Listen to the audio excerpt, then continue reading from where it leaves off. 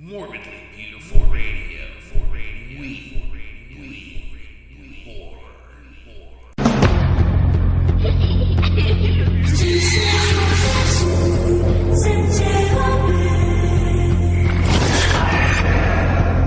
Did you hear the one about the man who can't be destroyed? He was buried alive. What more can you do to a human being? This is inhuman. He's got to be crushed just under the weight of that much dirt. He was set on fire. What the hell is going on? Come on! Move down! The cat's get on fire! They carried him away.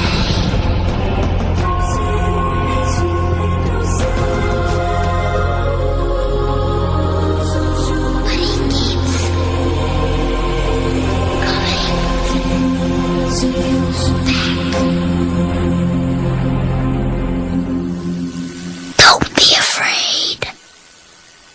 Be terrified.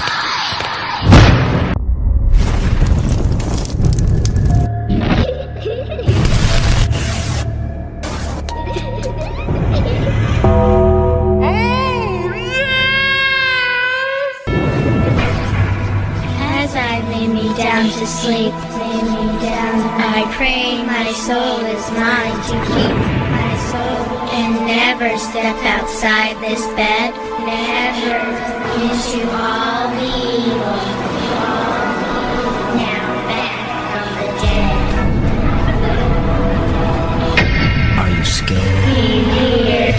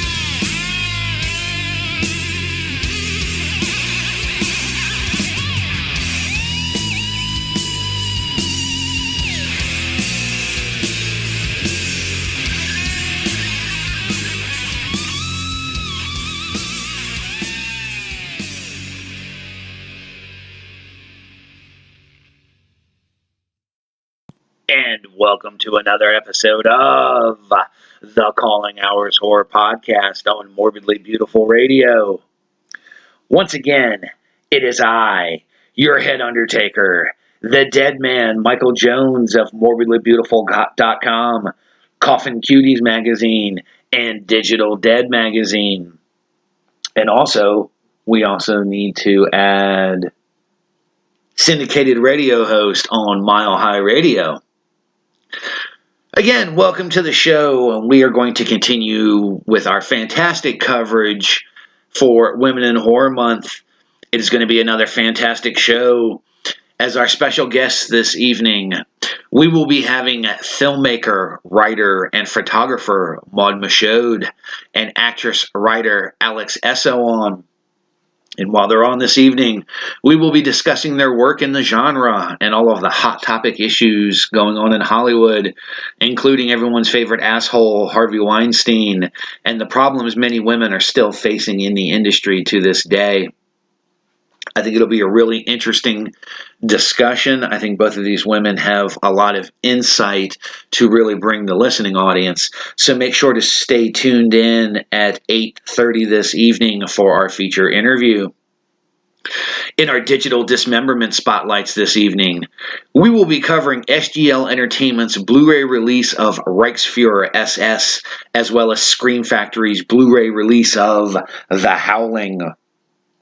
Now, the Reichsfuher-SS Blu-ray, I think, is interesting. It's been a while since we've really seen a, if you want to call it a Nazi exploitation film, it's been a while since we've really seen anything along the likes of an Ilsa or, you know, SS Love Camp and things like that, and for good reason. It's definitely a hard subject matter, but I was really, really impressed with this Blu-ray and how the topic was covered. It's not what I would consider your typical exploitation type film, so we'll be getting into that film here shortly.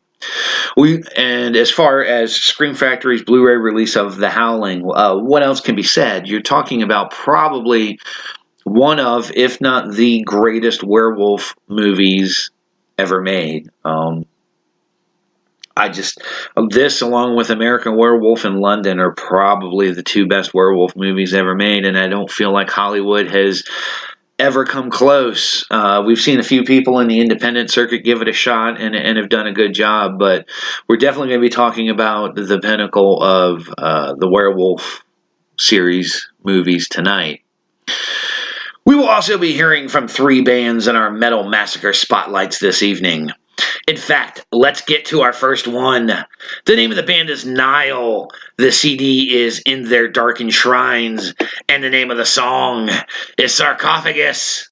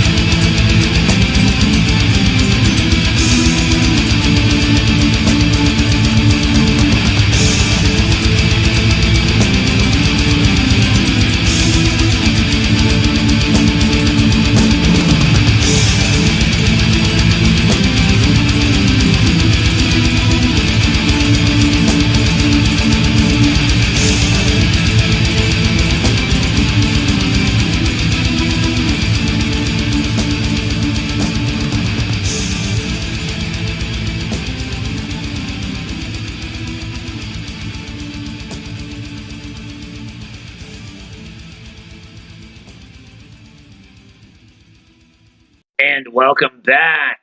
You just heard the band Nile. The CD was In Their Darkened Shrines, and the song was Sarcophagus.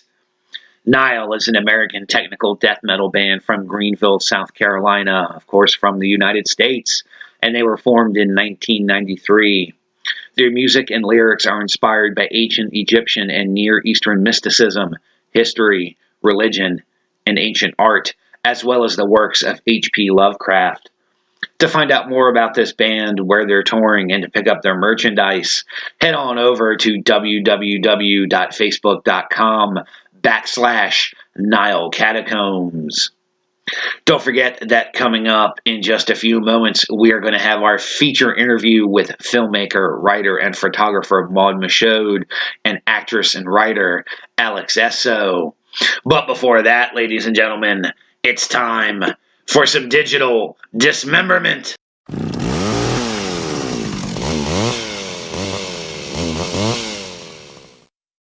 And in our first digital dismemberment spotlight this evening, we are covering David B. Stewart III's movie Reichsfuher-SS on Blu-ray, released by SGL Entertainment. The film was produced by Christian Grillo, Chuck Mahar, John Martineau, David B. Stewart III, and Kelly Weston. Special effects were handled by Heather McCook, Catherine Pepe, and Kelly Weston. The cast includes David B. Stewart III, Angelina Lee, Chuck Maher, Martin Slimane, John Martineau, Tina Krause, Tammy Jean, Joseph Barford, Kelly Weston, and Richard Adams. It was released on November 24th of 2015. To give you the premise, the Reichsfuhrer-SS, Heinrich Himmler, was Adolf Hitler's most loyal henchman and one of the most feared men in World War II. Surprisingly, he only had one problem. He had no stomach for murder. When the Reichsfuhrer-SS becomes physically ill during the execution of Russian POWs on the Eastern Front in 1941, ruthless careerist SS General Hans Schellenberg rats Himmler out to the Führer Adolf Hitler. Hitler tests his loyal Heinrich, forcing him to commit the murder of a Polish prisoner named Danuta with his own hands, thus awakening the monster within him that will horrify the world for generations to come.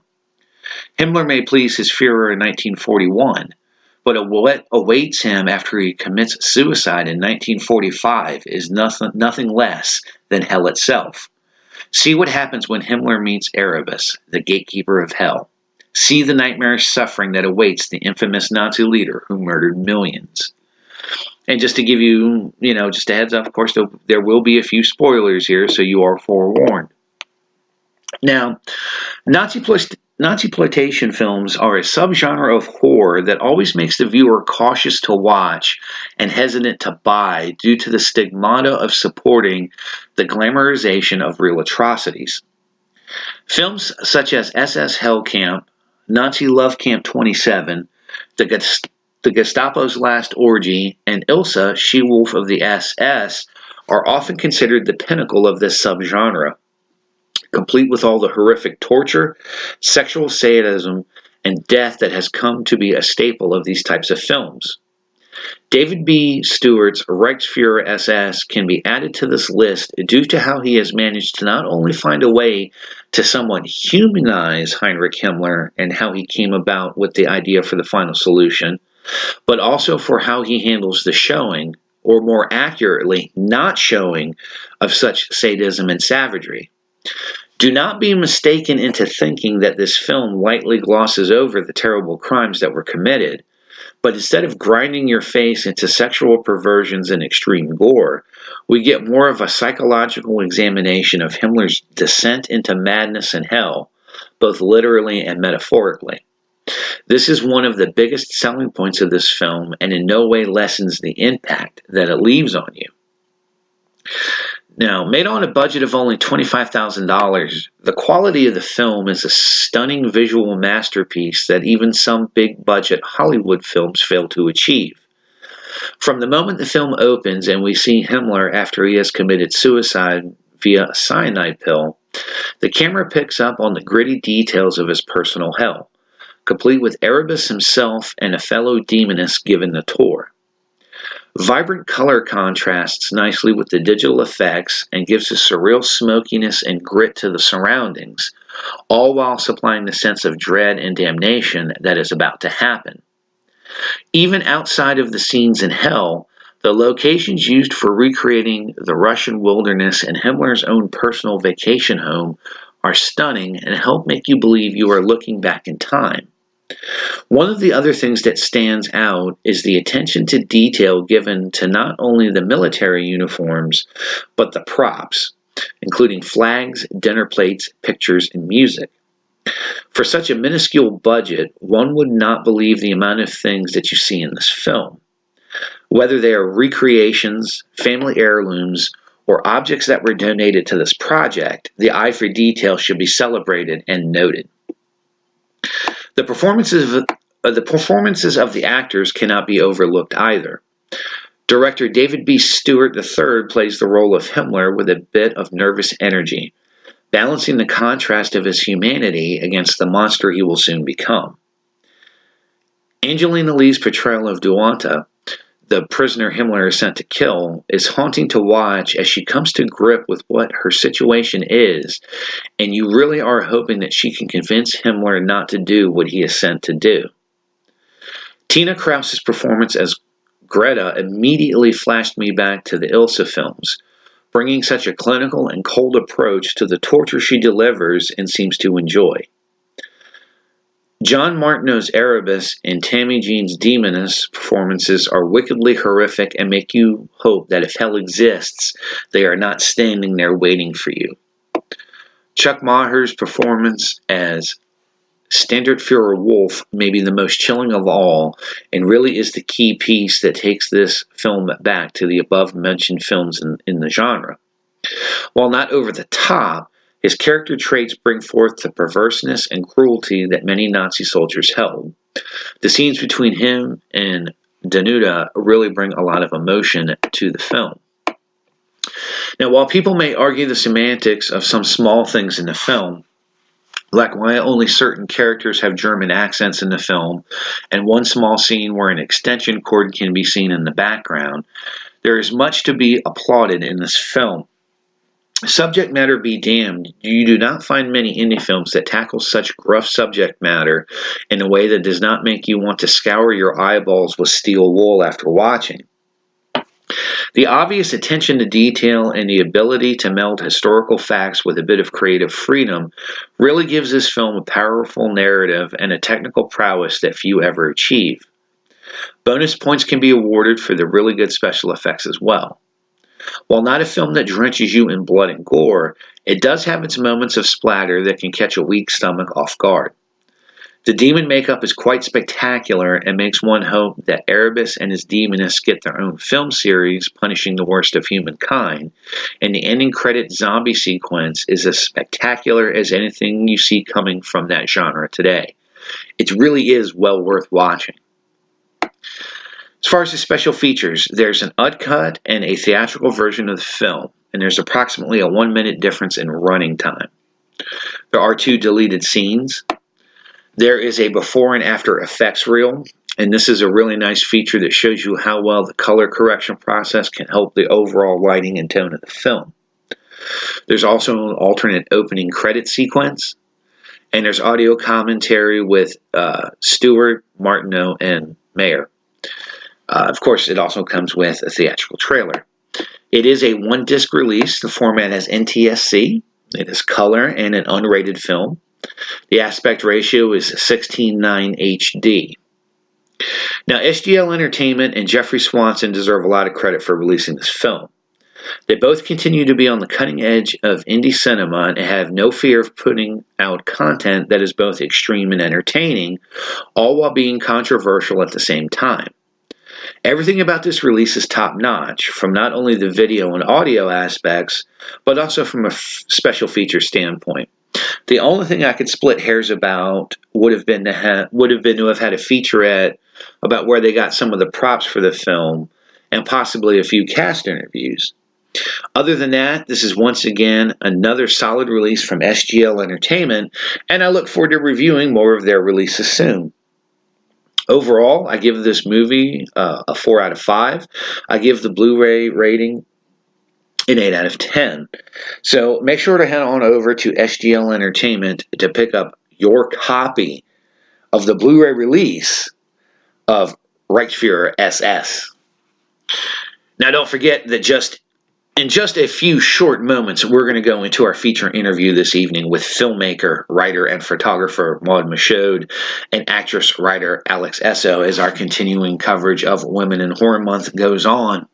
I also want to quickly remind everyone to not forget that at Friday nights at 10 p.m. Eastern, 7 Pacific, tune in to milehighradio.com as the Calling Hours Horror Podcast is now syndicated nationally and internationally through them.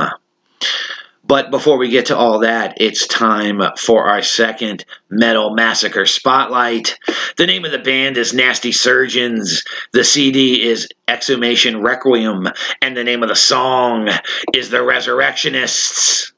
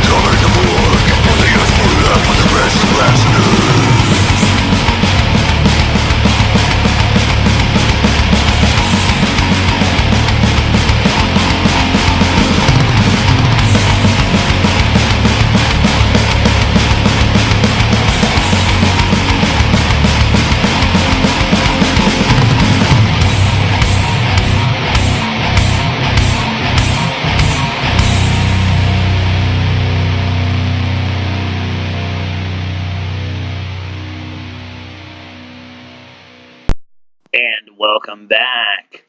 You just heard the band Nasty Surgeons. The CD was Exhumation Requiem, and the song was The Resurrectionists. Nasty Surgeons is a death metal grindcore band from Spain that was formed in 2016. To find out more about this band, where they're touring, and to pick up their merchandise, head on over to www.facebook.com/Nasty Surgeons. But now, ladies and gentlemen, it's time for our feature interview.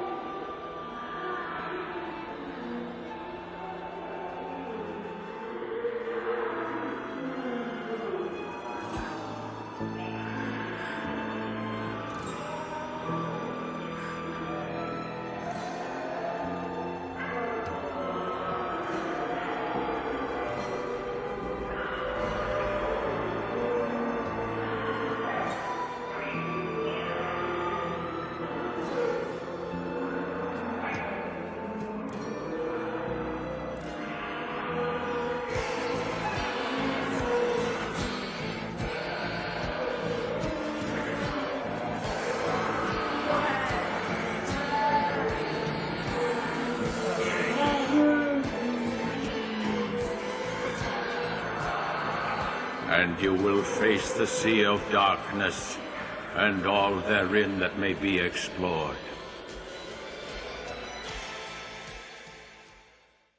And welcome to our feature interview this evening. This week, for our Women in Horror Month coverage, we are going to have on, Maude Michaud, who is from Greenfield Park, Quebec, Canada. She's a director and writer. Say hello, Maude. Hi. I'm living in Montreal now. Oh, you're in Montreal now. Okay. Yeah, it might be easier for people to know. Greenfield Park is where I was born. So Okay.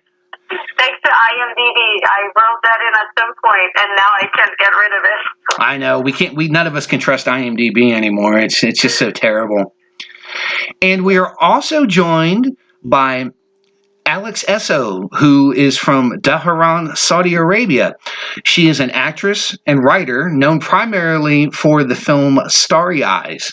Alex, say hello. Hello, thanks for having me. Oh, no problem. And this will be a little bit more of a heavy episode of the Calling Hours. We're going to go into some of the deeper subjects as it pertains to Women in Horror Month, how women are treated in the horror industry, a little bit about the Me Too movement, of course, that creepy asshole Harvey Weinstein and everything like that. There's so much to cover, but before we really start to get into everything, Alex, let's start with you. How did you first get involved in filmmaking, and where did your passion for the horror industry come from? Oh gosh, I mean, I did theater since I was a kid, and I've been obsessed with movies since I was a kid, so it's just, it kind of, I was like a moth to a flame. I moved here, God, like maybe 7 years ago, and I mean, horror is something that's always interested me. I love the lack of limitation that the genre has. There's so many possibilities. Sure. Go in any direction. Nothing is too much or too extreme or too out there. Or, it's a really great genre with boundaries, and I think. Now, Maude, how about you? Can you tell us a little bit about how you became involved in film and where your love for the horror genre comes from? Yeah, sure. I'll start with my love for the horror genre. I guess, I've always been obsessed with this ever since I was a kid. I was one of those creepy kids who just like spiders and Halloween and ghosts, and you don't really. There's not even a good reason why. It's just I've always been into those kind of stuff, and just something about the aesthetic of it and the kind of the spookiness. I was always drawn to that. So obviously, when I was when I started discovering the horror genre, I was I just it blew my mind, and I just like fell in love, like, you know, with it as well, because it's like very creative, but also because like it's just like it's great. Like it's just I love the adrenaline that comes with like the genre. Like I like being scared. Like, you know, I mean, I love the aesthetic of it, and I also really like how horror is such a strong metaphor and allows to like explore like more like serious like thematics or like topics, like, you know, but in a more palatable way that like, you know, people are like, it's gonna be like, you know, you can use like, you know, gory metaphor to mean something else, and then people, they just don't feel like they're being hammered with like a moral lesson. Like, you know, they're gonna get engaged in the story because of the horror element, but then you can still tell a compelling story that has a message. And as far as getting involved in the film industry, well, I was a super huge cinephile as well as a kid, and I did a bit of theater, and I used to love writing stories. And when I became a teenager, I started like, that was around the time of the indie, like, you know, Hollywood indie, like, you know, new wave of like the 90s, like, you know, with just a bunch of films coming out of like Miramax. Mm-hmm. And just like watching a lot of those films, and then that just made me realize that like filmmaking could be a way for me to like just merge these two passions that I had, like, you know, because I like theater in the States, and I mean, I was like acting, but then I was more interested in what was going on and like, you know, just crafting that story. So and the part of me that likes writing stories just kind of like I just merged both together, and then I tried making it for short, and then I was like instantly hooked. So I just realized like that's what I want to do with my life. You know, want to keep making movies. No, that makes perfect sense. Now, and if I'm wrong about this, Maude, please tell me, but it seems like American sensibilities and Canadian sensibilities are pretty much the same when it comes to cinema and horror, in terms of, you know, what's considered taboo and censorship is pretty much the same. Yeah, it's very similar. Yeah. Now, Alex, for you, I'm not 100% sure.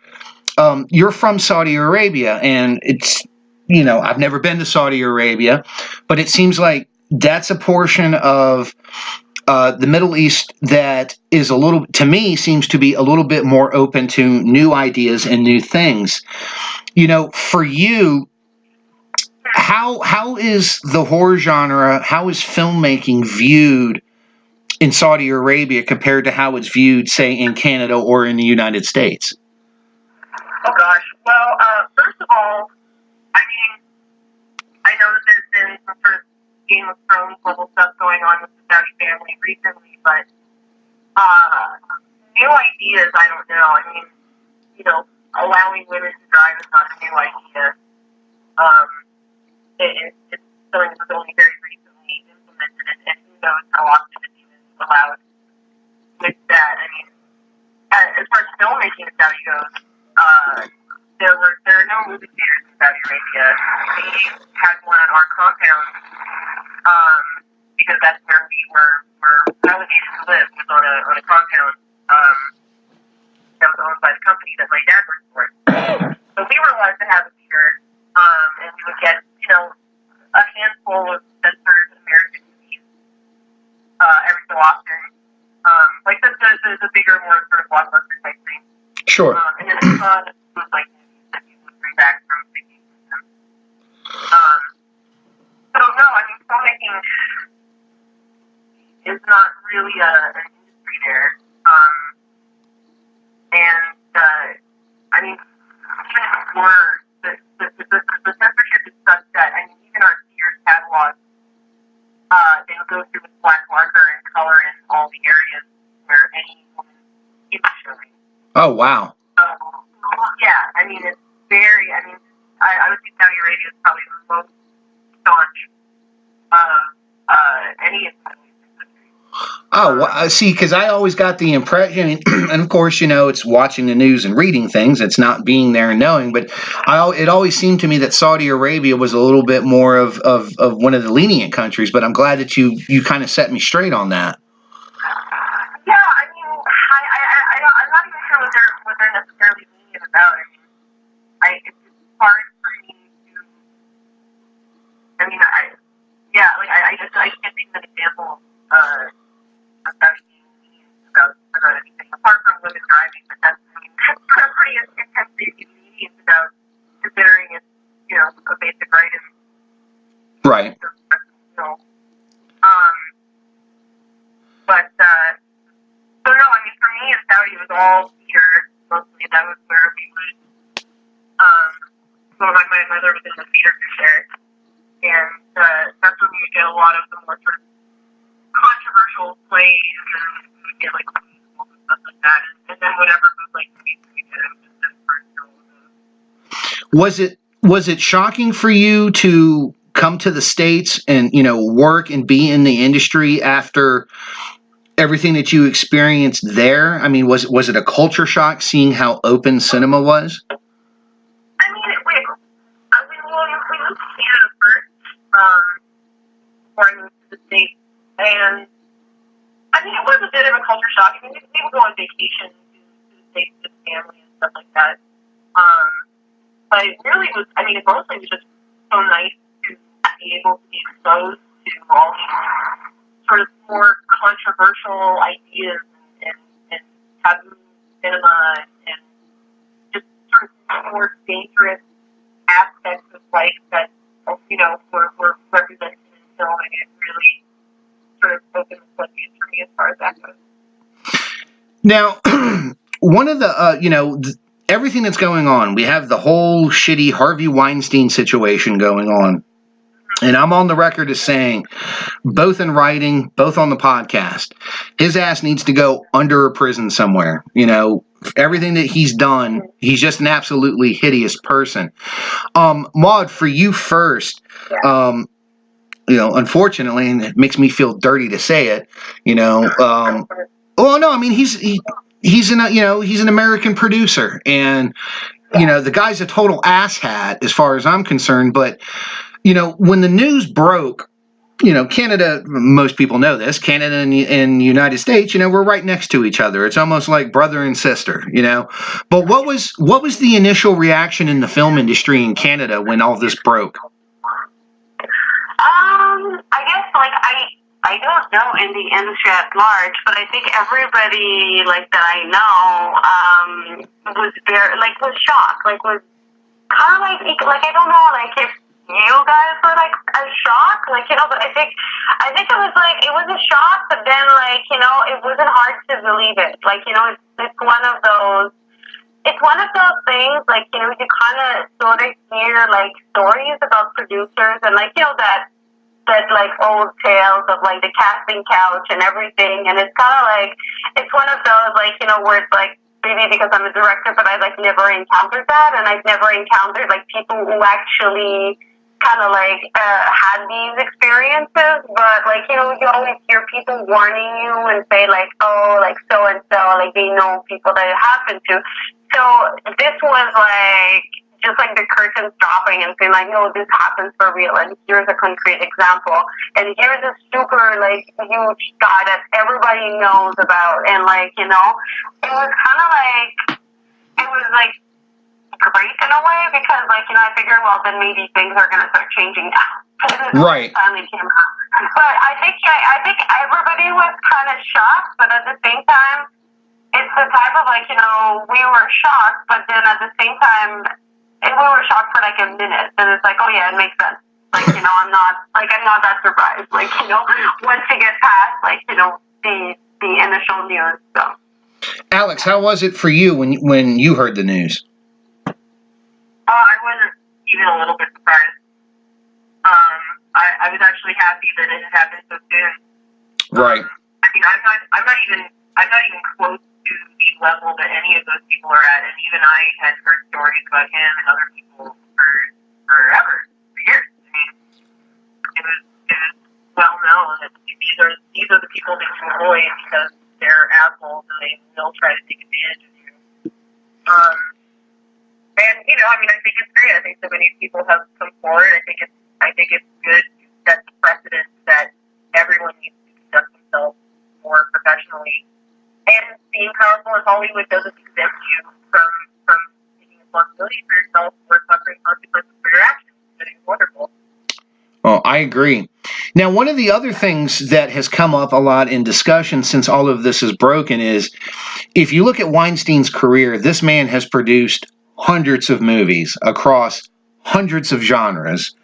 Some of the films are considered classics. Some of them people love. Some of them people hate. We can go on and on and on and on when it comes to titles. But let me ask you this. Again, what Weinstein has done is completely unacceptable. But does that mean that we should stop watching all of these movies that his name is associated with? Like, should we never watch Reservoir Dogs again, or Pulp Fiction, or? That's just never going to happen. I mean, he's not the only person who worked on those movies. I mean, those movies are the product of many, many, many people's hard work and blood and sweat. And I mean, apart from putting the name Miramax on it and getting funding and, getting people to pay, I don't really, I can't really assign that much to him. I mean, I still love Rosemary's Baby. Right. I love the movie. The Tenet is a brilliant film, and Roman Polanski is a child rapist. I mean, Very much. Very much, yes. It's really hard to reconcile those things. I think there is something to be said for separating the art from the artist, because artists are fucked up people. I mean, in the sense that they're human beings. They're not better than the rest of us simply because they're artists. They're not more moral or more ethical simply because they have to be very good at something. So, I don't know. It's a tough subject. It's a tough line to cross, because what do we do? If someone comes out with a brilliant movie, do we then screen them and give them a psychological profile, the kind of person they are, or? No, it's funny that you bring up Polanski, and Maude, I'll ask you what you think of this in a second as well. But it was funny to me that everyone got all up in arms that Victor Salva was doing Jeepers Creepers 3 and trying to get the production shut down, and people protesting the movie. And I kind of had to laugh, because where are these same people now that Polanski's working on 2 new movies? I don't see anyone protesting. I don't see anyone, threatening to boycott studios. And when I wrote an article about it, if you can believe this, I actually had people say to me that because Polanski was not here in the United States, it wasn't a big deal. That, he makes high art films, so his crime isn't quite as egregious because he makes good films. Big number for foreign actresses, so it's not our problem. Right. And Maude, like I said, not to forget you in this, what do you think about all of that? Well, I'm in agreement with Alex on that. It's how it becomes really hard at some point to say how do you draw the line? Because also just coming back to Weinstein, it's one thing to say, oh, I'm never gonna watch any films that he produced, but then how about those all those people that work there, and maybe even those women who were forced to do things against their will in order to get the film made. And I'm thinking one of those articles that I read was about Salma Hayek when she did Frida, and all of the hoops she had her jump to in order to get that film made. And it feels yes, it's one thing to know that somebody who's completely monstrous has worked on a film, but then, it's doing a disservice of, all the hard work of all of the other people who worked on the film, and all of the hard labor, and even, the emotional burden that some people, even went through to get that film made. And, in the end, it feels if we just, don't watch that, then it just, penalizes, everybody, and so it's one thing to say not to watch a film by someone. To me, it's more no, watch it, but keep in mind the context that it was made in. Keep in mind who's behind that. That's my approach to it. It's okay, so if I'm gonna watch, and I'm kind of glad that Alex brought up Polanski, because he's one of my favorite filmmakers, and that's something that's very weird and hard to juggle like, Repulsion or Rosemary Baby or The Tenants, like, like, these are brilliant movies. Like, I love those movies, and like, I love the way that they're crafted and what they have to say, and like, but at the same time, like, at the back of my mind, it's like, yeah, I know it's like, all about the guy who made those, so it's like, it's really weird, and it's like, sometimes it's like hard to like, just, just like deal with those like conflicting thoughts, but I think like, as long as we're aware and we don't try to ignore it, like, I think, I don't know, it's like, it's a tough question to answer. Sorry. No, and I agree. Oh no, go ahead, Alex, please. Oh, well, I mean, I was just gonna say, just add to what Maude was saying. Let me see if I can remember. Yeah, I think what's really great about the Me Too movement is that it is setting the precedent where in the future, if there is a brilliant faith filmmaker who does do something horrible like Polanski did, there will be a new precedent in place to miss that in the bud so we don't hear about this 20 years later. It will be a new environment where we can say, get the fuck away from me, without that negatively affecting our careers.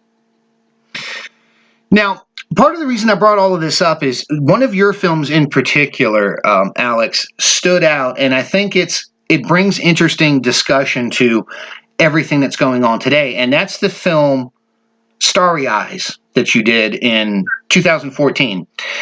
And for those that don't know, the premise of the film is a hopeful young starlet uncovers the ominous origins of the Hollywood elite and enters into a deadly agreement in exchange for fame and fortune. Now, of course, all of this shit has been going on in the industry for years, but, Alex, for you, kind of talk about how that movie was just like a step ahead of the curve and how it's kind of odd that several of the elements from that film are now coming into reality and people are actually seeing it. Yeah, it's interesting because I mean, obviously at the time of the movie came out, I got asked about that a lot, about the casting couch in Hollywood and all of that. But it is interesting because, especially with Sarah's story, like, yes, she carried this angle, and yes, there is for sure a level of coercion. But at the end of the day, she is given two paths to choose from. She can do this independent film with her friends and sort of work her way up that way, or she can skip a whole bunch of steps if it's one thing that she doesn't feel good about and get everything that she always wanted. And it's interesting thematically because there is the element of like, okay, well, it's been presented to her that these are the rules of the game, but it has also been presented to her that she has other choices, she has other avenues to move forward. And it may take longer and there may not be as many years, but it's honest and something that she lives with. And that's something that I wanted to ask both of you because of this particular film.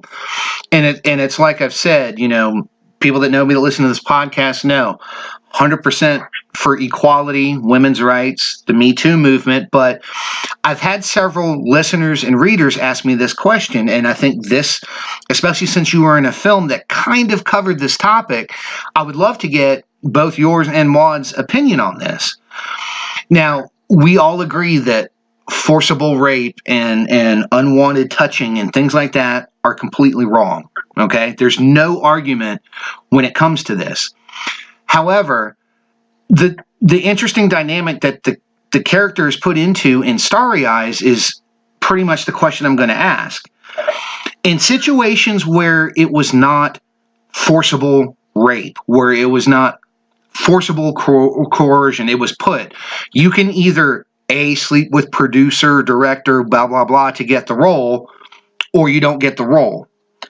At what point is there a certain culpability where an actor or an actress, because it can happen to either sex, at what point is there culpability on the actor or the actress Is it a person's right to be an actor or an actress, or do you get what I'm saying? I do, yeah. So I mean, I don't even know if having the right to be an actor would even enter into it. I mean, it's really hard to defend something that you enter into willingly. I mean, it's hard to kind of point that on somebody else. They had the same problem with Terry Richardson, which was brought up for a little while, but a few years ago, same kind of thing.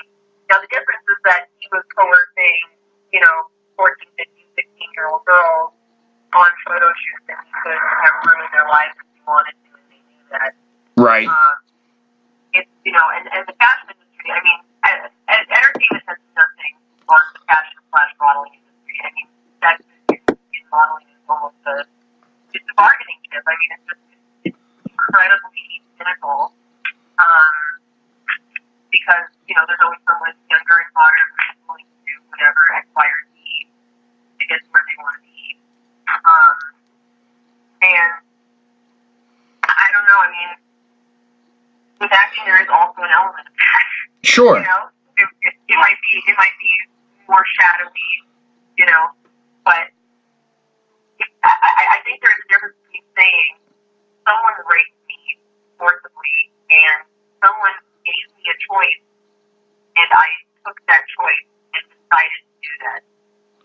I don't think that those two things are even comparable, nor should they be under the same umbrella of sexual assault. Okay. Maude, what are your thoughts on that? I agree with this, and I feel that, there is a difference between those two.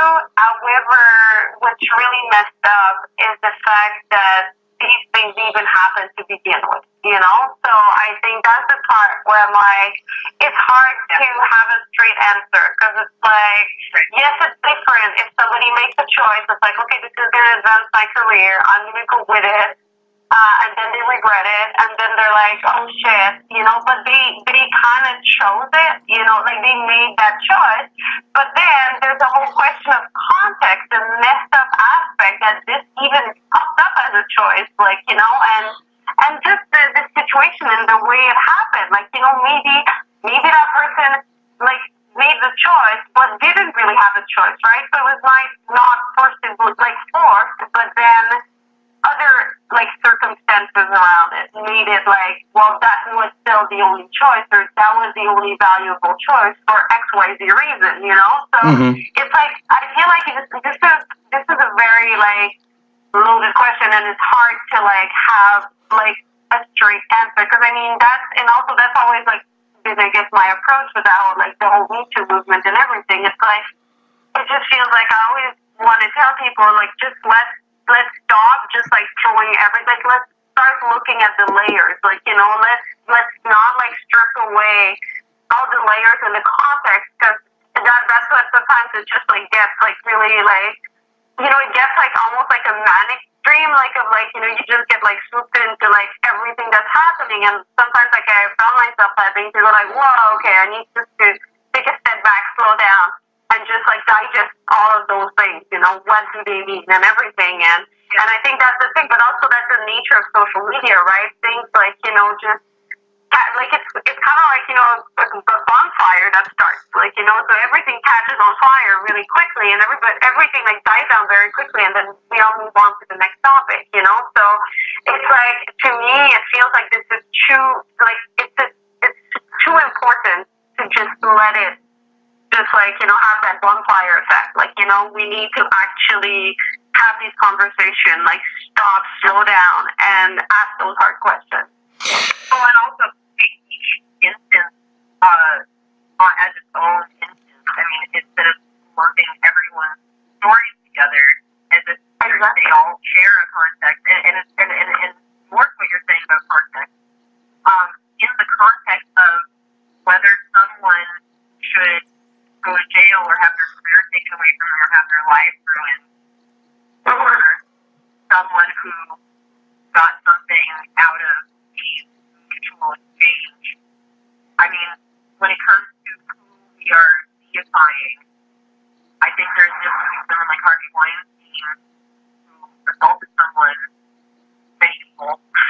Right. Yeah, if someone says, I'll give you this role if you do what I want, and if not, I'll give it to somebody else. I think that definitely should get to a place where that doesn't have to be anybody. It does have to be women, for sure. I mean, I don't think that we should see that out of the equation either. I mean, sex is a bargaining chip for many people across many industries because they get away with it. You know, and that leads to that leads to an interesting question too. You know, yes, these directors, these producers, these studio people, you know, yes, they're slimy people for doing that, for putting anybody, man or woman, into that position.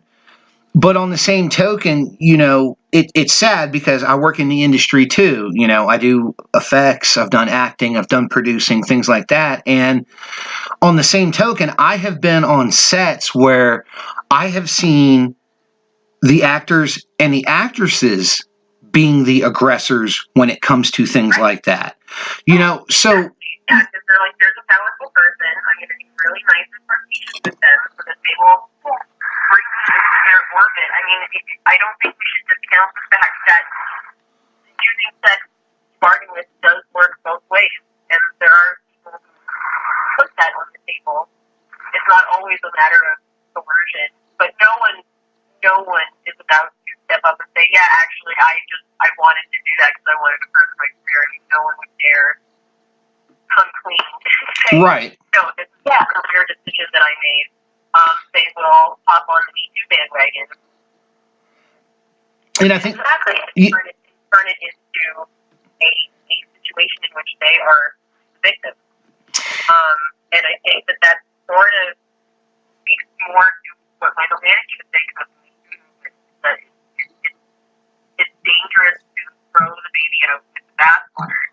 Yes, we should punish those people who are guilty of horrible crimes, but like Matt Damon said, I think we should remember the difference between assault and saying something that someone doesn't like. It's a very slippery slope.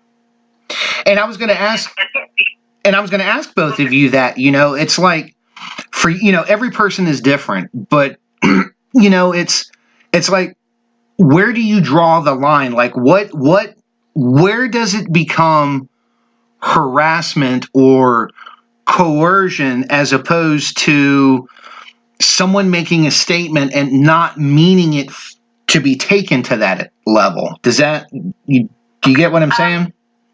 Yeah. Well, if I can jump in, I guess, because I also like to, because it kind of ties a bit with what Alex was saying. It's like, and also to your question, I feel like there's one thing that, like, you know, let's just keep in mind, and let's face it, I mean, like, we're talking about the entertainment industry, like, you know, and same thing with, like, music, same thing with, like, you know, fashion, like we've said, it's like, yes, sex is a bargaining chip, but it's all going to be there, and people are going to be there to, like, you know, want to try to, like, get a piece of, like, you know, piece of ass, like, you know, it's like, all the time. Exactly. It's like everybody, like, these are all, like, basically, these are, like, worlds where, like, people are extremely passionate and, like, you know, they're, like, attractive people, a bunch of attractive people being together. It's like, there's, like, that weird of, like, even, like, that weird energy of, like, being on a set. There's, like, family vibe, you know, you just kind of get, like, super close with the same people, and then you end up spending, like, every single waking hour with the same people for, like, you know, a month, you know? So it's like, yeah, there's bound to be, like, those weird tensions. Where I feel like it draws the line is that where it becomes wrong is, like, you know, and that's where the difference between people being slimy human beings, like, you know, on set and everything, and I mean, at this point, like, you know, it's just like anybody being slimy in any kind of work situation, like, you know, it sucks, but I mean, even in office jobs, work situations, there are some people who do say inappropriate comments and do slimy things, and I mean, usually the difference that there's an HR department that to deal with those things, you know, right. Which is not necessarily the case on a movie set, and sometimes you can even deal with it in the moment yourself. Exactly. The big difference I saw allowed. Sorry. Yeah. No, go for it. No, it's like you are allowed. Yes, like, and that's it. And I feel like most people, they would actually say something and they'd be like, whoa, no. I feel where it becomes problematic is when it's in a situation of like there's an abuse of power, or like there's clearly somebody who has like, you know, something, like, you know, who has the power. Like, because it's all, that's what it is, right? It all comes down to power. And it's like somebody who has the power to to make sure you never work again, and like uses that to gain their own advantage. You know, that's where it becomes extremely problematic. And that's what this movement is about, because we're talking about someone who has the possibility of making or breaking a career. Like, that's a lot of power to put in someone's hands, like, you know, so, and like, you know, yeah, and it's good that you've been sort of toppled from his throne. It's sad to me when other people get dragged down in the undertow, who are not Harvey Weinstein, someone like Garrison Keillor, who is guilty of exactly nothing and lost his career anyway, because the movement said so. There was no trial, there was no evidence of anything, no untoward conduct, nothing in his entire career, and in the blink of an eye, it's gone. You know, and that's an interesting aspect that I wanted to ask both of you too. Is, you know, yes, when someone comes forward with a claim, you have to look at it seriously. I agree with that, but to what level do you take it? Like you said, you know, you look at, you know, like Kevin Spacey admitted what he did, you know, Weinstein, it's pretty much up there, you know, and then you have other names that are hinted at, you know, Bryan Singer's name is brought up, but nothing 100% concrete has been brought forth, you know.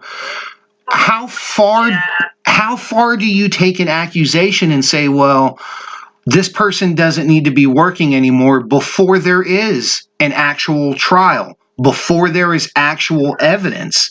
How do we reconcile these things?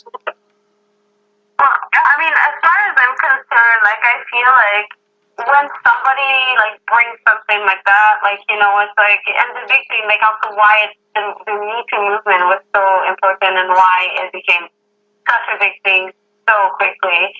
It's like, you know, well, first of all, it's like, you know, let's believe people. Like, you know, people who say something happened, like, you know, and I think that's the big thing, that's what it was about, is that all these, like, you know, women, all those years, they tried to talk about Harvey Weinstein, and people did not believe them. And that's where, like, you know, there's, like, strength in number, like, one person got believed, and everybody else finally had the choice to be believed. Like, well, not the choice, sorry, had the chance to be believed. That's what I meant to say. But it's like I say, we need to believe people who say things, but then there's a difference between believing that like, you know, somebody who says, I've been wrong, here's what happened, and just like throwing someone's career completely down the drain. Like, there's a big difference for me. It's like, you know, first let's start believing, then if we want to like go and like, you know, just put like, you know, put in some like harsh judgments or whatever, like destroy a career, that there needs to be like, you know, like to me, like, it's like there's a step there that happens, like it's gonna happen at some point, like, you know, organically, like, you know, because I don't know, sorry, No, I think I might like, you know, it's like, you know, I sort of have a point I could try, but like I'm having trouble articulating properly. But yeah, something along those lines, like, you know, is that there's like the most important crucial part is that we need to believe like the victims, like we need to believe the people who come forward, because that's the biggest societal problem, is that like victims of abuse of any kind are often like not believed, or they're blamed, you know, and that's the most horrible thing. So I mean, the most important thing for me is to actually believe, like, you know, when people say this, you know, and then afterwards, like, how that person, like the perpetrator gets dealt with, and that's a whole other story. That's what I was trying to say. Alex? Yeah. What do you think about that? I mean, you know, it's not to belittle, but you know, you look at claims now that are you know 30, 40. I mean, what? Not that long ago, George Takei was named as someone who may have forcibly sexually harassed another man in the late 70s. You know, I understand that we have to take the victims' claims seriously, but when we're talking about cases, and you look at Takai's case, which is an individual case, I've never heard anything else about George Takai physically assaulting another man, woman, child, anything like that. In these rare circumstances where it's a one-off, how do we determine if these are true or not, especially when we're talking 40 years later with no evidence? Right. Yeah. This Harvey Weinstein, there were so many women moving forward with very similar stories about his behavior and his pathology. Sure. And then you have, say, someone like Jeffrey Tambler, their claim was that the person's claim was that he made them uncomfortable, but they didn't say why or what he did or what his behavior was. They just felt uncomfortable, and that was enough for him to have to step down from his job. There's or he made a joke that somebody else didn't like, Right. Yes, claims should be taken seriously, and if anything, there are many situations where victims are believed outright before there is anything else. I think that's what happened with Brett Ratner. There was never any follow-up to that. There was just a claim that he exposed himself to someone, woman who I believe is his ex-girlfriend. And that was it. There's no trial. There's no follow-up. He still denies up and down ever having done that. And what do you do with that? He might be a huge asshole. He might be like a total dickhead, but that doesn't make him somebody who assaults people. It just makes him an asshole. So when someone makes a claim like that and people believe them immediately, she could have any number of reasons for saying what she did. And you believed outright without any, as we said, context. I think that's why it's important to take the individual situation of its own accord, its own separate thing. Because when you start painting everyone with the Harvey Weinstein brush, oh, you made someone uncomfortable, you are now in the Harvey Weinstein category as well. And again, bringing this back to Michael Hannity, one of the points he made that I agreed with was that when you get into this sort of puritanical mindset where everything falls under the assault umbrella, it starts to affect the integrity of the art that we make. Yes. Because you can't say this, you can't say that, you can't represent this in this way, you can't show women being represented like this, you can't, then we have a problem, and we have a serious problem, because art is supposed to be exempt from all of it. That is the one place where there are no apologies, there are no boundaries. If someone wants to represent something that is ugly and disturbing and uncomfortable to watch, they should still have the freedom to do that. Yeah, I agree with you on that, and if I can jump in, please. I feel that the one thing, about that Aniki, article that she sent is it feels like it starts off being about those, French actresses who signed the thing against the Me Too movement or whatever, that letter that they wrote, and then it feels like it's one thing I can talk about the Me Too movement, but also it feels like it's just adds into it, conflates the whole the idea of I guess political correctness and being as the least offensive and the most representative possible, and it feels like I can see how these two different things can get merged together because they're both very they're both social media hot topics. They're things that people are very passionate about, and they talk about it, and then often they would jump from one to another one, and people would just like, you know, use one to like argue points about the second one and vice versa, you know?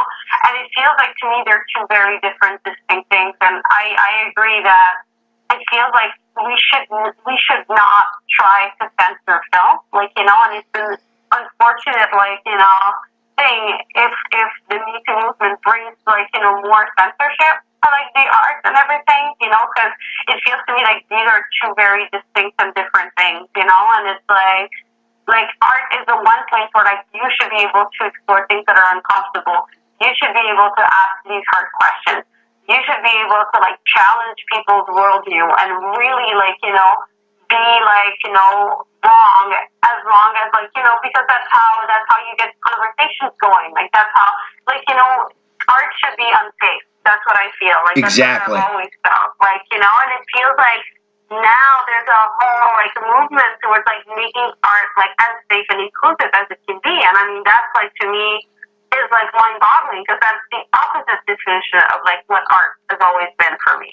So like, you know, that's why, and that's just something that I wanted to address because it kind of bugged me when I read the article because I'm like, it felt like it started with about the Me Too movement and then it just like, you know, jumped into like that about art being like, and to me it feels like these are two very distinct and separate like issues that should not actually be merged together because then it just like creates other levels of like, you know, interpretation that might not like necessarily be related.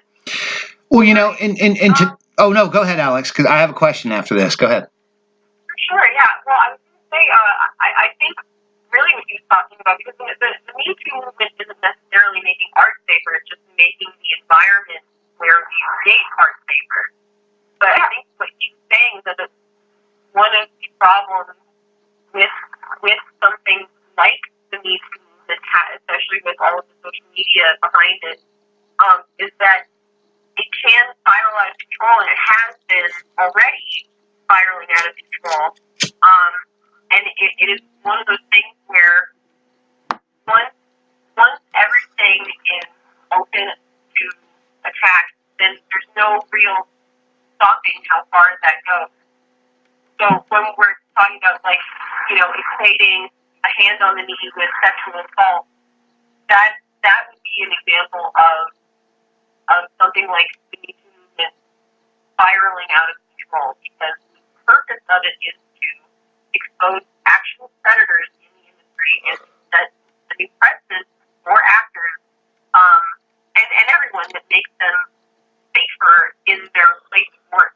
But not, I should say, one of the expenses of that shouldn't be that art also becomes more tame and more palatable, which can happen with movements like these when we get out of control. I agree with both of you on those points. I mean, it's definitely something to watch. And, you know, that's something I wanted to tie into the next question. You know, I've asked all the shows I've done during Women in Horror Month, I've always asked my guests, you know, I'll be the first one to admit that a lot of horror films are misogynistic, made by men. You have the tropes of, you know, like the ditzy blonde, you have the cheerleader, you have the slut, you have the brainiac, you know, you have all of these tropes. But 90% of the time, I'd even say closer to 95% of the time, going back as far as the 60s till now, while you've had all of this portrayal, the sexualization of women and things like that, at the end of the day, the woman is usually the one who survives and vanquishes the monster. Do you find that to be an interesting dynamic that women are portrayed and shown this way in films, yet at the end, they're the victors. They're the strong ones.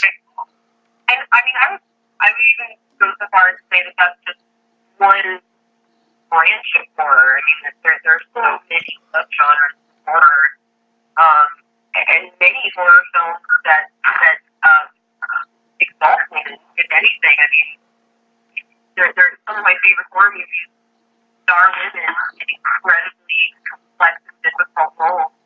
And I would include every film by David Lynch in that category as well. Yes. There are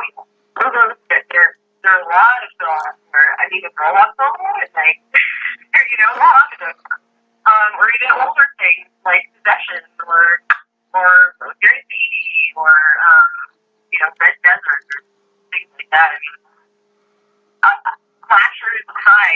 slashes are meant to be in full dark light, and nobody is a three-dimensional character in this anyway. I mean, it's all little visuals. That's what it's for. It's their popcorn movies. But across the genre, I mean, my God, if anything, horror showcase women in really cool, new, brave ways, I think. Yeah, I agree with this. Like, I feel like sometimes people, when they think and they talk about horror, they just have this, like, very narrow definition of what the genre is, and that, unfortunately, that definition often, like, is limited to torture porn and, like, slasher films. And it's like when you start looking at older stuff, or even things that are more like supernatural or occult, or like just like like exactly all of these other like horror is like that's why I was always drawn to it. Yeah, aliens and stuff like that. Yeah, the greatest female heroines of all time. Exactly. Even like the Texas Chainsaw Massacre, the second one, like, which is so amazing. Yeah, and even Halloween. Yeah, and even like Laurie Strode in Halloween, like she's such like, a powerful, like, figure, and it's like it feels like women, like a horror is really empowering for women, like, even if it's like, and a lot of that is like, because I mean, like there's this like subtext, right, where it's like it's like if a woman, like, especially in the older like horror films, if a woman is like comfortable with her sexuality and has like agency or is a bit too strong, that she's gonna get killed, like, and there's like some scholars wrote that this was like to punish her for like being like unwomanly, like, based on like what was socially expected of her. So I feel like it feels to me like as a woman to watch a horror movie and like actually enjoy that genre that is supposed to like quote unquote like punish me for like being like contrary to society, it's like and I'm gonna say it's like a complete like fuck you to society, because I'm like, well, that you're trying to teach me this with that movie, but I'm enjoying it, therefore I'm finding an alternative to what I'm supposed to read into it, and that makes it like like almost like a way of like resisting those like social constructs and being like, no, you don't tell me what to do, because like I'm gonna enjoy this, and like screw you for telling me how I should be thinking. And also I just want to add also something that I always tell people is that romantic comedies are far more misogynist than any horror film. I literally way more self-defense. Oh my God. Me too. I love both of you now. I'm just going to say that. Just because you both agreed to that statement, I love you both. Yeah. Every time I see a romantic comedy or like even a trailer for it, I feel like I want to scream. Like I'm insulted. Like I feel like insulted. Like it's like seriously? Like that's what that's what women like. That's what people think women are like, and I'm like, oh my God, like we don't want to. I mean, women make these movies, they fill the theaters. They love it. I know. Oh my God, I know, and it's like, why? How? And it's like, and so many, and like so many, they're like, oh my God, I want to be just like that. I'm like, no, you don't. You're like, into it, sorry. That's why I'm into horror. That's so true. Yeah. Now, Women in Horror Month has been going on for almost a decade now. And as someone who's been a journalist in the industry almost twice that long, I've definitely noticed an upswing in how we're seeing more women directors, women in more powerful roles, more, powerful situations behind the scenes. How do you think Women in Horror Month, in particular, has helped to bring light to the situation that many female filmmakers run into? Do you feel like it's been a boon, or do you feel like it's a situation that's just there and is now really starting to gain mainstream focus? Well, I mean, I feel like it's been definitely like a boon, because I mean, I was already like making films before that movement came about. And it's funny enough because I did my master's thesis on the topic of women horror filmmakers, and I began it like the year before the first Women in Horror Month, you know? So I've been kind of like, I was like immersed into that from the beginning.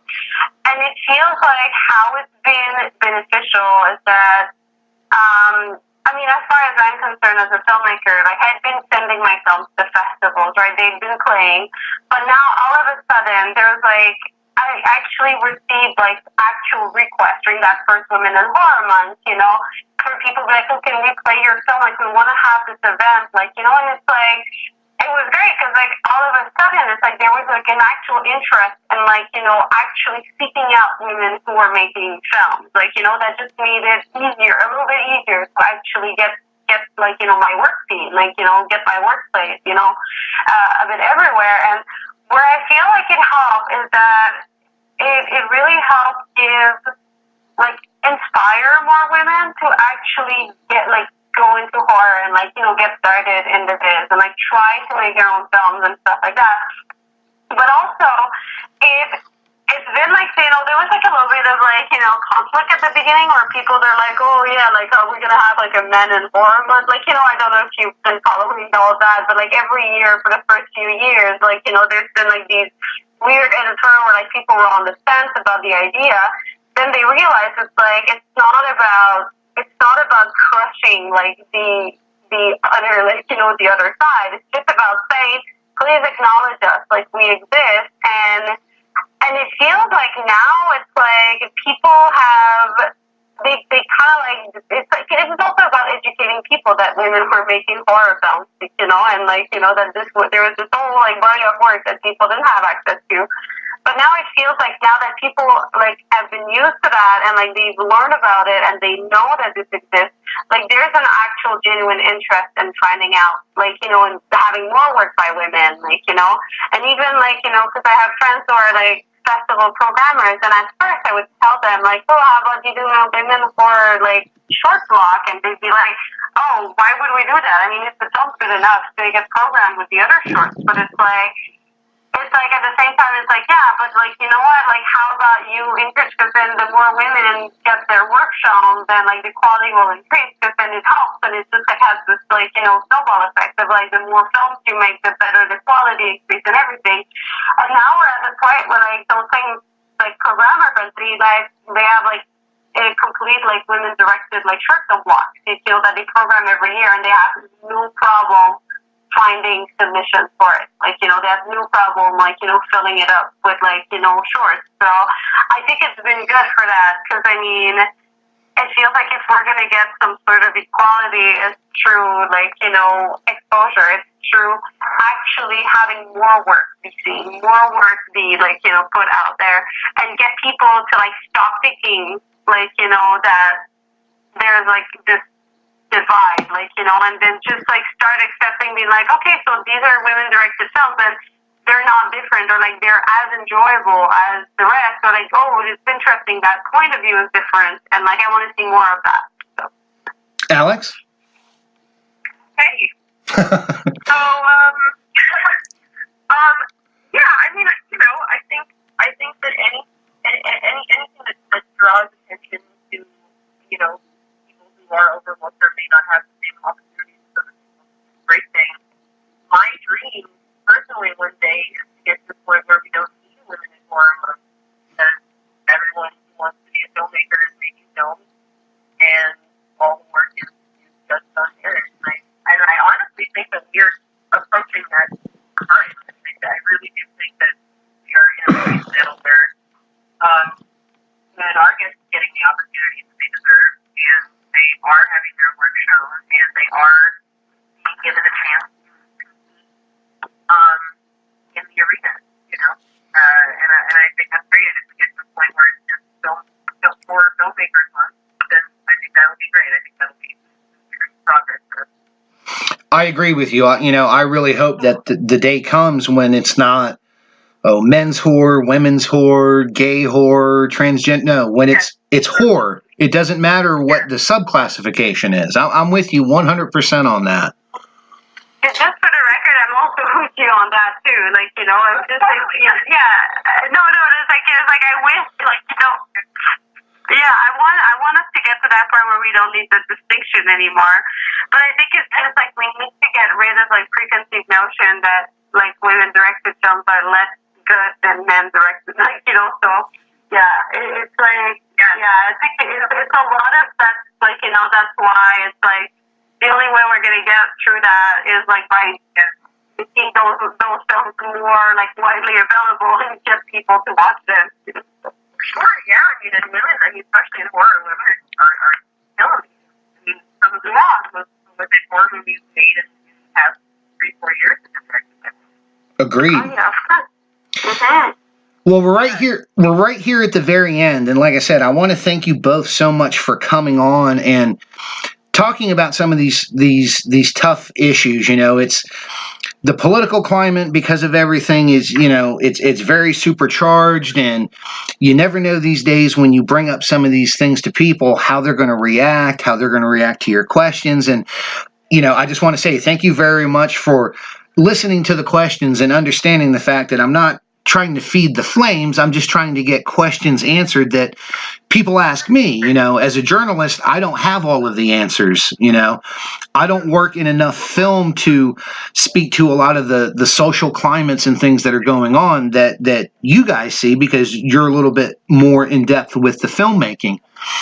But, you know, so that people can continue to follow you, hear your message, see your projects, tell people where they can follow you online, social media, things like that. Alex, do you want to start that? Sure, yeah. I mostly use Instagram these days. My Instagram is Alex Essoe, all one word.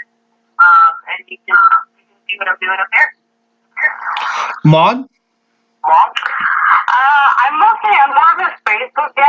Although I like trying to get back into Twitter, because I kind of feel like Twitter is so much easier and quicker. So I'll go with both. And so Twitter, it would be in one word, Ms. Maude Michaud. So I'm gonna spell it, because also it's gonna be on your website, I guess. Oh yes. People can click it there. But it's MAUDEMICHAUD. And then my Facebook is just like I'm under the exact same name, so it should be fairly easy to find. I'm the redhead with a camera. Well, ladies, again, I want to thank both of you for coming on. You know that you're always welcome at morbidlybeautiful.com. You're always welcome on the Calling Hours Horror Podcast. If you have any horror news or anything that you want me to get out there, just let me know and we'll get it up on the site, okay?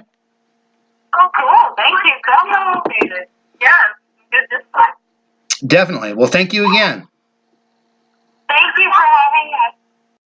And once again, I'd like to say thank you to Maude Michaud and Alex Essoe for coming on and talking about these myriad of subjects during Women in Horror Month.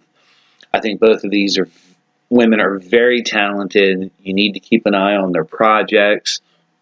They're going to be names that you're going to remember, or you're going to know in several years and think back and go, oh, where did I know her from? Yeah, these are two women that I really, really think are on the up track, and I'm very happy they came on the show to talk about all of the topics that we've discussed so far during Women in Horror Month. Coming up in just a few moments, we're going to go into our final digital dismemberment review this evening, where we will be covering Scream Factory's Blu-ray release of The Howling. But before that, we're going to go into our final metal massacre spotlight. The name of the band is Legion of Hetheria. The CD is The Gate, and the song is The Gate.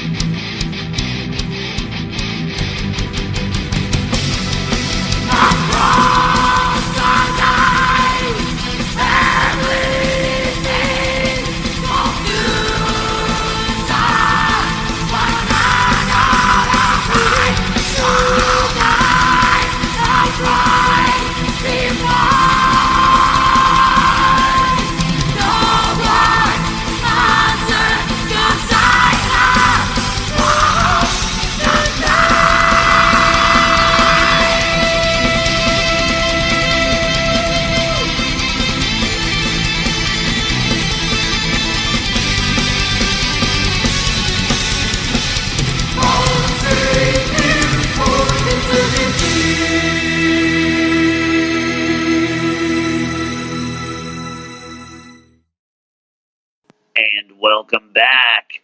You just heard the band, the Legion of Hetheria.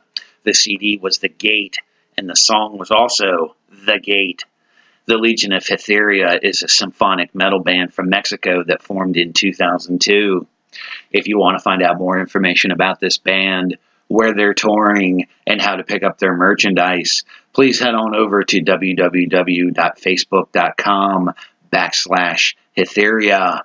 But now, ladies and gentlemen, it's time for our final digital dismemberment.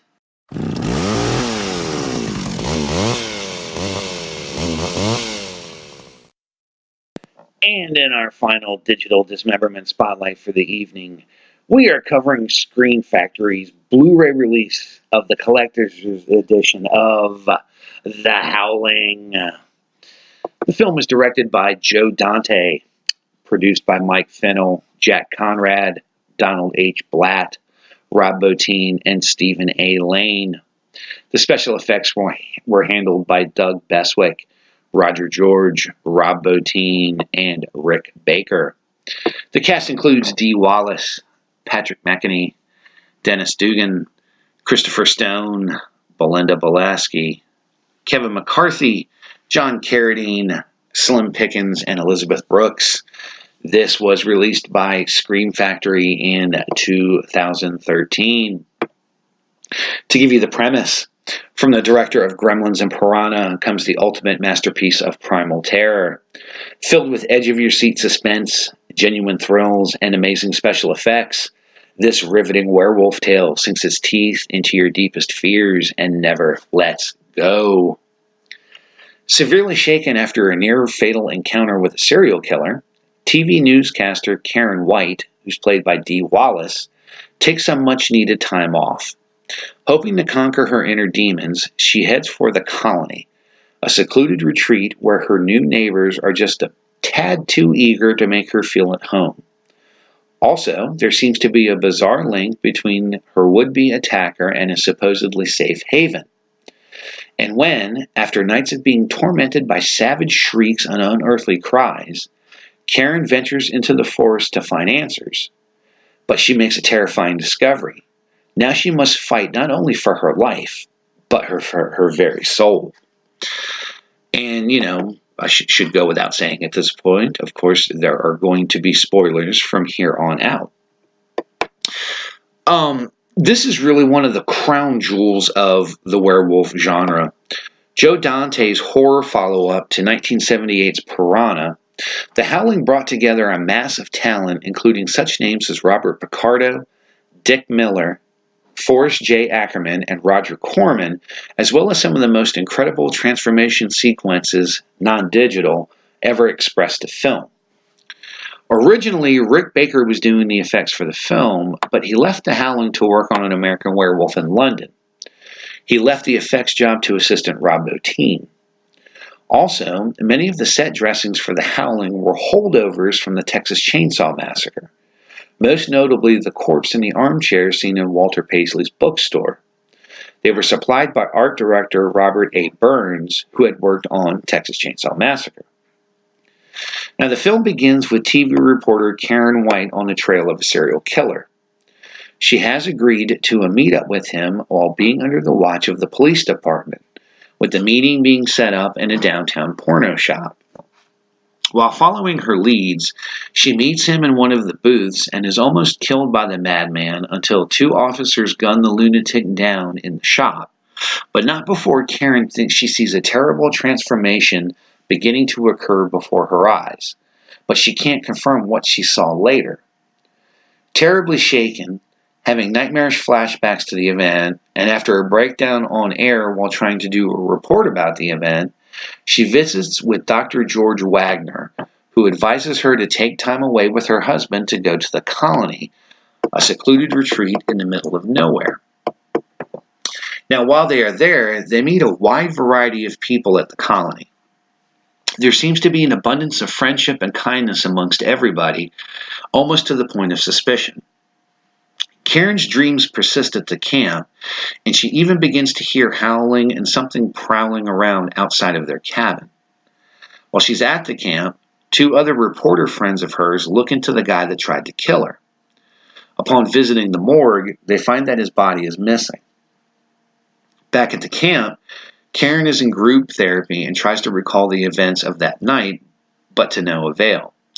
Walking back at night to her cabin, her husband is attacked and bitten in the woods, but does not recall what attacked him. Karen calls her two reporter friends in the city, and they head up to the colony as well, hoping to come up with a clue as to what is going on. Karen continues to have weird dreams and visions, and her husband begins to act very strange, even having wild, half-hairy werewolf sex with another member of the camp. The next day, the female reporter is looking at drawings that were done by Karen's attacker and finds that they match up with locations at the colony. She begins to explore the surrounding area and finds a cabin secluded in the woods and finds proof that he was indeed staying there. Upon her discovery, she is attacked by a werewolf but manages to escape after hacking its arm off with a hatchet. As she attempts to call for help from Dr. Wagner's office, she is found and bitten by another werewolf. Her boyfriend hears the death over the phone and goes to buy silver bullets. Karen finds her dead friend with her throat bitten out in the doctor's office and is then attacked by the serial killer werewolf from the beginning of the film. After he transforms, Karen throws acid in his face and tries to escape to the colony, only to find out that the whole place is full of werewolves. Does Karen escape and expose the truth to the world, or does she become yet another victim? You're going to have to watch to find out. Special features for this release include an audio commentary with director Joan Dante, actress Dee Wallace, actors Christopher Stone and Robert Picardo. This was ported over from the MGM The Howling Special Edition DVD released in 2003. There is a second audio commentary that's new for this edition with author Gary Brander. As far as other featurettes go, you have The Howling's Eternal, which has a runtime of 19 minutes. This is interview and behind the scenes with executive producer Stephen A. Lane, where he discusses the film and the others that followed in the series. This is new for this edition. There's Cut to Shreds, which has a runtime of 11 minutes. This is an interview with editor Mark Goldblatt. The high point of this interview is when he discusses the different elements of cutting it as it pertains to the changing sequences. This is new for this edition. There's an interview with co-writer Terrence Winkless, which has a runtime of 12 minutes. This is a nice interview detailing his work on the film and some good stories about what went on set. There is a Horrors Hallowed Grounds, a look at the film's locations, which runs about 12 minutes. This is hosted, of course, by the ever-fascinating Sean Clark. He takes us around to the various locations used for The Howling and shows us what they are and look like today, and that's new for this edition. There's Making a Monster Movie Inside The Howling, which has a runtime of 8 minutes. This is different clips of various cast and crew members discussing the making of The Howling. This was ported over from the MGM 2003 special edition. There's an interview with stop-motion animator David Allen. It's about 9 minutes long. Really nice details on the movement of the werewolves instead of using actors in suits. There's also Unleashing the Beast, Making of the Howling, which is about 48 minutes long. This is the same multi-part documentary ported over from the MGM 2003 special edition. There are also deleted scenes with film audio, deleted scenes with commentary, outtakes, theatrical trailer, and a poster and still gallery. This is a one-disc set, NTSC format, color, of course, and the rating is R. The aspect ratio is a 1080p high-definition widescreen, 185:1. Once again, the Scream Factory shows why they are on top of the food chain when it comes to releasing special editions of horror classics to the masses. While some older films do not handle the transfer from standard def to high def, Scream Factory more than makes sure that the film does not suffer any quality issues. The colors are nice and bold, the sound is rich, and best of all, the effects work does not suffer going to a higher definition. The special features are a nice addition to this disc as well. While we get the original commentary, Making a Monster Movie Inside the Howling, and Unleashing the Beast, Making of the Howling from the 2003 MGM The Howling Special Edition, We also get a brand new commentary from author Gary Brander, Howling's Eternal, Cut to Shreds, and The Horror's Hallowed Ground as fresh material. With the inclusion of all the special features, the Blu-ray does not feel like the same tired retreads that we get from a lot of DVD companies these days. A good buy for regular horror fans and a must-buy for werewolf fans everywhere. Make sure to pick up your copy of The Howling from Scream Factory. Overall, I give the movie a 4 out of 5. I give the Blu-ray a 10 out of 10. Definitely the pinnacle when it comes to the werewolf genre and the things that we look for from these types of films. Well, I think we had an absolutely fantastic evening this evening. I'm glad that we got to carry on with our Women in Horror Month coverage with filmmaker, writer, and photographer Maude Michaud and actress and writer Alex Essoe. Again, I really think that these are two women that we're going to be hearing a lot more from here in the future. So make sure to keep your eyes peeled for their projects and everything that they have going on. I would also like to say thank you once again to SGL Entertainment for sending us our Blu-ray release of Reichsfuher-SS, and thank you to Scream Factory for sending us our Blu-ray copy of The Howling. I'd like to say thank you to the 3 bands that we had in our Metal Massacre Spotlights this evening. Those bands, of course, include Nile, Nasty Surgeons, and the Legion of Hetheria. I also want to remind everyone to make sure to head on over to morbidlybeautiful.com for all of your horror-related news. We cover the independents, we cover the big boys, we cover arts, crafts, we cover music. Everything as it pertains to horror, we cover it. Horror is a lifestyle choice, people, not just a movie choice. Also, make sure to tune in Friday nights at 10 p.m. Eastern Standard Time and at 7 p.m. Pacific to catch the Calling Hours Horror Podcast in syndication, both nationally and internationally, on Mile High Radio. Make sure to tune in next week as we will have Vita Ghaffari on as our guest for Women in Horror Month. And until then, this is the dead man, Michael Jones of morbidlybeautiful.com, Coffin Cuties Magazine, and Digital Dead Magazine, telling you all to rest in peace.